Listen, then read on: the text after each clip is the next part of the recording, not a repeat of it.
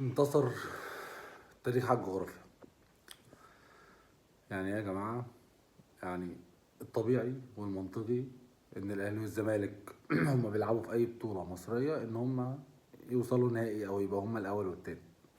ده التاريخ بيقول كده. الجغرافيا كانت بتقول ان لا، بيراميدز كان ممكن يكسب الزمالك لانه اقوى بكتير، وان سيراميكا كان ممكن يخطف الاهلي لان الاهلي مش مش مستواه مش ثابت برغم كل المصاريف واللعيبه الجامده اللي عنده، والدنيا مش متظبطه، واخر ماتشين متعادلهم، وسيراميكا اول الدوري وماشي كويس وفرقه جامده من غير اي حاجه، فكانت ممكن تكسب الاهلي عادي. ولكن انتصر اللي الناس عايزاه، انتصر اللي المنظمين عايزينه، انتصر القنوات عايزينه، انتصر المحللين عايزينه، ان يبقى فيه ماتش اهلي وزمالك. بس تخيل النهائي هيبقى اهلي وبيراميدز او زمالك وسيراميكا، او الضحك بقى انه يبقى بيراميدز وسيراميكا. هيبقى البطوله ملهاش لازمه. هيبقى هم بيودوا 4 فرق عشان تبقى البطوله يعني اقوى وفيها ماتشات اكتر وحضور جماهيري، ويكسبوا اكتر من البث، ويكسبوا اكتر من الجماهير اللي بتروح والكلام ده كله. تبقى بطوله زي ما بيعملوا في السوبر الاسباني والسوبر الايطالي واي سوبر دلوقتي بتلعب في الخليج بيبقى بتلعب ب4 فرق يعني معظم الوقت. ولكن في الاخر بتبقى الامنيات والنوايا كلها ان النهائي يبقى اهلي والزمالك عشان يختتم البطوله كده بشكل حلو، ان يبقى الماتش جماهيري على الاقل يعني.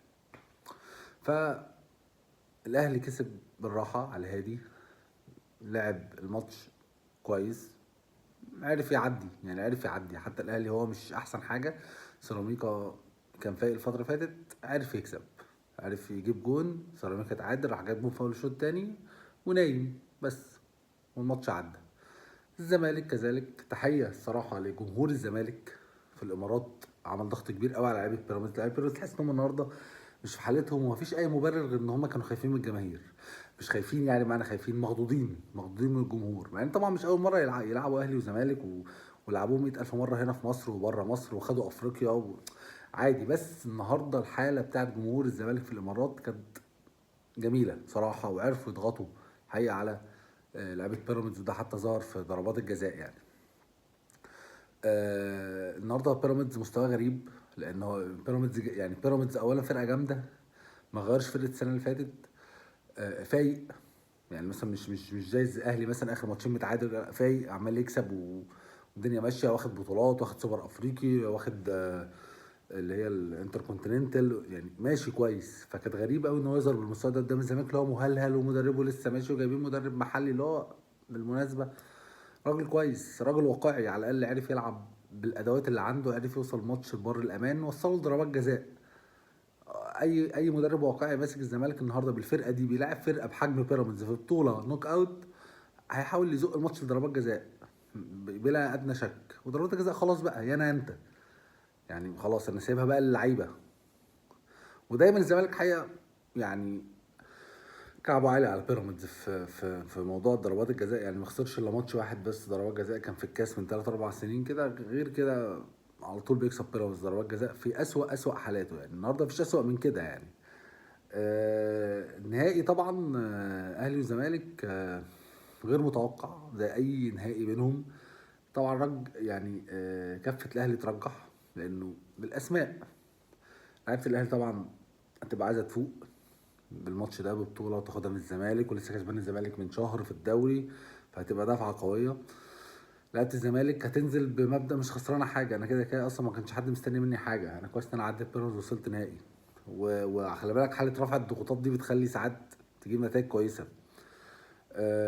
تخوف الاهلي من الزمالك ان دايما الزمالك فرقه اللا منطق، هو اصلا انه يكسب بيراميدز ده منتهى اللا منطق يعني. بس دايما الزمالك وهو كويس تلاقيه خسر مثلا من فريق لسه صاعد بالدوري.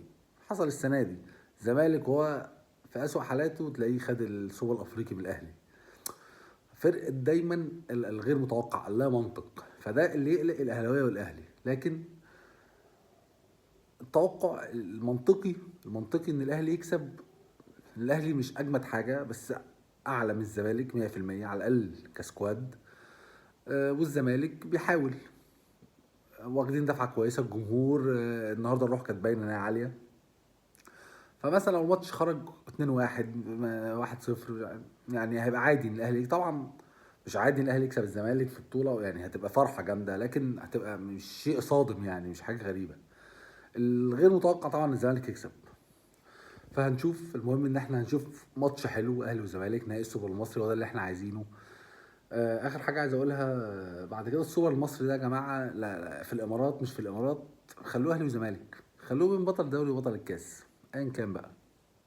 ملهاش لازمه بقى تجيب رابطه وتجيب كارت ذهبي عشان تضمن لو الزمالك مش داخل تدخله. ملهاش لازمه خلاص. هي يعني موضوع ان انت تجيب اهلي وزمالك وتجيب معاهم فرقتين يلعبوهم، فتبقى قلقان ان فرقه منهم تخسر عشان الماتش، لو النهائي مش اهلي وزمالك هيبقى حضور جماهيري قليل فالبطوله تخسر. طب انت اللي حطيت نفسك، هاتوا اهلي وزمالك وخلاص. هو السنه اللي فاتت كان بطل الدوري اهلي وبطل الكاس زمالك، فانت مش عارف ليه ما عملتهاش كده. اعتقد ان هم عملوها كده لما كان ساعات الزمالك بيبقى مثلا معهوش دوري ولا كاس، ما خدش دوري ولا كاس، فيضطر يدخله بالكارت الذهبي ويضطر يعمل بطوله رباعيه. لكن السنه دي كانت متفصله يعني. فمش عارف، وما فيهاش اي يعني حاجه. هو الناس عايزه ماتش يبقى اهلي وزمالك النهائي، يعني ما تقوليش هم هيطبخوها. هم اصلا عايزين ماتش يبقى كده، مش موضوع يطبخوها. الناس كلها عايزه ماتش يبقى كده يعني. الناس اصلا اللي جايبانا نلعب وادانا فلوس دي، هي عايزه اللي هي يبقى اهلي وزمالك. فخلاص ما من الاول. يعني هو اصلا كان الاهلي والزمالك رايحين مرعوبين جماهيرهم ان ده يخسر وده يخسر، وده كان شيء متوقع جدا. يعني فرقه كسبت ضربات جزاء وفرقه كسبت بتطلع راح 2-1، فكان عادي جدا ان هم يخسروا. عامة هنستنى يوم الأحد، هنشوف ايه اللي هيحصل. البطولة كويسة، رجعت الروح شوية، بعدها توقف دولي، فخلينا نشوف يوم الأحد.